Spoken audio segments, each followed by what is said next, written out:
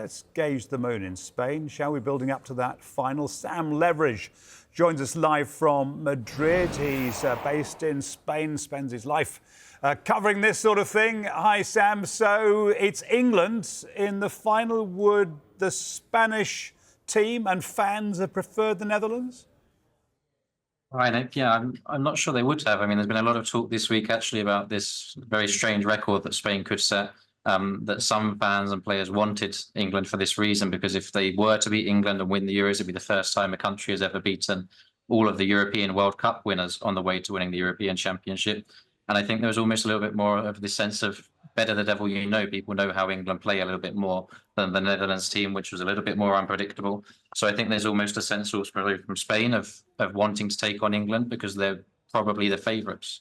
Spain have enjoyed being the underdog. They've enjoyed playing Germany on home turf, enjoyed playing France as one of the big favourites. So I think this feeds into what they've been going through, and they're quite happy to have another game like this against England, where all the expectation is going to be on England rather than on Spain. So I think they're nervous, but a little bit relieved that they're not going to be the favourites coming into this one. Us and Marca, the Spanish papers, have Jude Bellingham pictures on their front pages today. Is he completely dominating the build-up to the final from an England point of view in Spain? Yes, well, I mean, Jude Bellingham is the Real Madrid fan favourite. Everybody in Spain who is a Real Madrid fan, at least, loves him. He's very well known. And a lot of Real Madrid fans have been watching him all through the Euros with England. And he's had these big moments like that goal against Slovakia. So all of the talk is about him, all about Jude against Spain, all of the talk about Real Madrid Ballon d'Or winner. Would that be Jude Bellingham? Could that be the perfect setup? So there's a lot of divided loyalties in some senses. And it'll be quite interesting to see how some of these newspapers, especially the Madrid media, take on the fact that Bellingham is going to be playing up against their Spain team. And some have been a little bit critical of the fact that the Madrid media is so heavily focused on Jude Bellingham rather than their own Spain team. But it's going to be a big storyline, whatever happens on the final.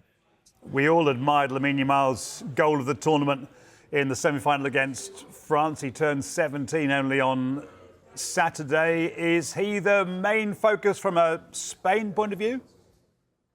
Yeah, well, he is that player, him and alongside Nico Williams on the other wing, both who are getting down those flanks with a lot of energy, a lot of pace, very exciting players to watch, and they have that ability to create something out of nothing. Nico Williams did it against Georgia. Lamine Yamal has done it against France with that incredible goal. And who knows how far these players can go. I mean, Lamine Yamal, it was just something I saw the other day. He was only 12 years old during the COVID pandemic. And now he's playing on this stage at the very highest level, producing moments like that, which will go down in history. And he's really got that talent. He's shown that he can do it against the best. He's not afraid of the pressure or the occasion or all of the eyes being on him. So I think this is going to be a real chance for him to propel himself even further than he already did with that incredible goal, which was clearly the goal of the tournament against France. We've seen images of Lionel Messi holding him when he was a baby. Has that been given loads of attention in Spain as well? Yeah, well, I think just like in the UK, everybody thought that was fake at first and thought, where did this come from? And it is a real image from a photo shoot that FC Barcelona had with UNICEF for a calendar back in 2008. And it is Lamine Yamal. And there are some photos of Messi with him and with his mum. And Lamine Yamal grew up in the outskirts of Barcelona and has been with Barcelona and their youth academy pretty much since he was a very small child. So it's one of these incredible storylines, right? What are the chances of all the kids in Barcelona that Messi could have been bathing for that photo shoot? That it would be arguably the most exciting young talent since Messi came through in that sense. So it's been a big story here in Spain. Yeah, I bet. I mentioned that collision that Alvaro Marata had with the security guard at the very end on Tuesday night. But as I say, we saw him training today. Looks like he's okay. There has been a bit of a fractious relationship with the Spanish media. Some saying this could be his last game. Yeah, he hinted at that. He was asked if this could be his last game for the Spanish national team. Obviously, he's the captain, and he said that he didn't want to talk about it, but it's quite probable. There have been some very critical articles about him in the Spanish press, one saying that he was the poorest performance of a captain, and not just for what he was doing on the pitch. But Morata has always been kind of a focus, a scapegoat almost for some of the critics of the Spain team. And this summer, he's been openly speaking about it during the tournament. Maybe he needs to move away from Spain, leave Atletico Madrid to try and pursue something where he can move away from those critics. But he has been performing very well. He has kind of been that target man, number 9. and he's been doing that role very well for Spain. He scored in the first game against Croatia, hasn't scored since, but he has been a very key man for Luis de la Fuente, particularly in how they play and allowing Nico Williams and Lamine Yamal to come from deep and for him to be that hold-up guy. And he's doing a very good job. And off the field, all of the players have been talking about what a great leader he is, what a great role model, how he's the perfect example of how to behave. And even in that incident with the security guard, there was a report that came out saying that he'd gone and kind of shook the guy's hand and said not to worry about it, even though he could have just injured him and made him miss arguably the biggest game of his career.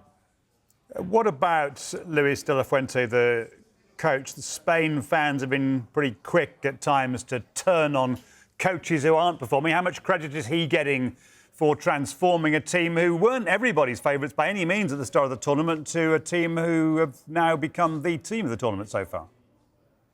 Yeah, and the jury was very much out on Luis de la Fuente coming into this tournament. I mean, they lost in the qualifiers to Scotland, and that drew a lot of criticism. Some weren't convinced by some of his squad selections. And since the start of this tournament, he's really impressed everybody with not only with the performances themselves, but also kind of this management of the squad, of giving chances to some of these younger players and having the bravery to do that, the courage to do that. And he's getting a lot of credit for that now. And so it'll be really interesting. There were some who questioned the decision to give him a new contract just before this tournament, which sees him through to the end of the next World Cup. And I think now, whatever happens on Sunday, everybody is quite happy that they've got that security that he's going to be staying in charge going forward. Jude Bellingham aside, who do Spain fear in the England setup going into the final? I think they're quite fearful of Harry Kane. Obviously, Harry Kane is the guy with the big reputation, the guy who everybody's going to be watching out for. And also the fact that Spain's centre-back pairing is possibly one of their weak points. They have Nacho, who's just left Real Madrid this summer, and Aymeric Laporte, who's been playing in Saudi Arabia. So there's that worry that perhaps those two have been one of the weak points for Spain. And if they come up against a guy like Harry Kane, who knows exactly how to get the better of his opposite number in defence, that could be one of the real battles to watch. It might not be the most exciting or the most energetic and skillful, but I think that could be a crucial one if England are to find a way through.